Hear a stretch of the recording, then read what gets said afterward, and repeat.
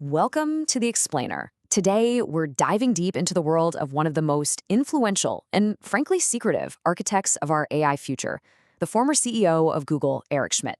We're going to decode his sprawling, multi-billion-dollar AI empire and figure out what it means for the rest of us. Okay, so let's really get into this. Because when a guy like Eric Schmidt invests billions, he's not just placing a few bets on some cool startups. No, he is methodically building the very foundation of the world we're all about to live in. So what's the master plan? What does his blueprint actually look like? At first glance, trying to follow the money here is like navigating a maze. It's almost designed to be confusing. His investments are intentionally spread out across all these private funds, philanthropic arms, and family offices, which makes seeing the whole picture incredibly difficult. But when you start connecting the dots, a surprisingly clear, four-part strategy snaps into focus. So his money flows through these different channels, and each one has a very specific job. You've got Hillspire, his personal family office, making these aggressive for-profit investments. Then there's D3, a venture fund that's laser-focused on defense tech. And on the other side, you have his nonprofits, Schmidt Futures and Schmidt Sciences, which are busy building the talent pipeline and the scientific tools for this new AI-driven world. So let's talk about the first pillar of his strategy. This is all about locking down the absolute core ingredients of the AI revolution. This is the bedrock for everything else he's doing. And believe me, he is not messing around. Just through his family office, Hillspire alone, he's poured money into at least 22 different AI startups since 2019. That makes him one of the most active individual investors in the entire AI space. Okay, so here's the crucial part to understand. He's not just backing one piece of the AI puzzle. He's investing across the entire foundational layer. He's got his hands in the core AI models, backing giants like Anthropic and Europe's big player Mistral. He's funding the raw horsepower, the compute, through companies like the GPU cloud provider CoreWeave. And he's even pushing into the future with next-gen platforms like Sandbox AQ, which is doing this wild stuff using AI with quantum science. He's literally covering all his bases. All right, now we're going to pivot. We're moving from the commercial side of things to the controversial side. The second pillar of his strategy has nothing to do with business software. It's all about putting artificial intelligence to work on the modern battlefield. And what's really fascinating here is his intense focus on one very specific military technology, drone swarms. Now, we're not talking about one person flying one drone with a joystick. No. We're talking about an AI system that lets a single human operator command a coordinated, intelligent pack of hundreds of drones all at once. And this is a perfect example of his strategy in action.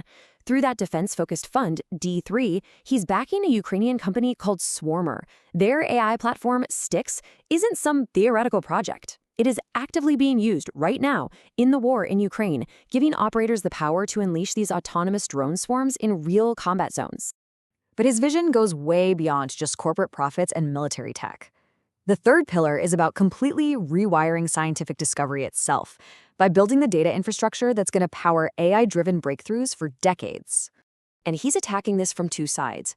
It's not just about the technology. It's about the people and the tools. So on one hand, he's investing in the humans, committing over $400 million through Schmidt Futures to train up a whole new generation of scientists who actually know how to use AI.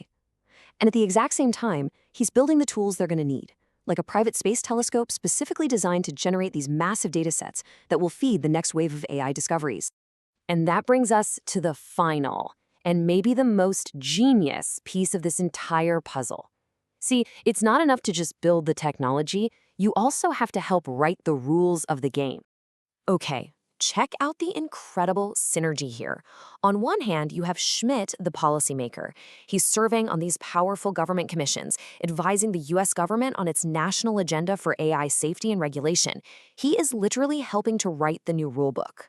And then, at the very same time, his for-profit investment arm, Hillspire, is funding companies like Holistic AI.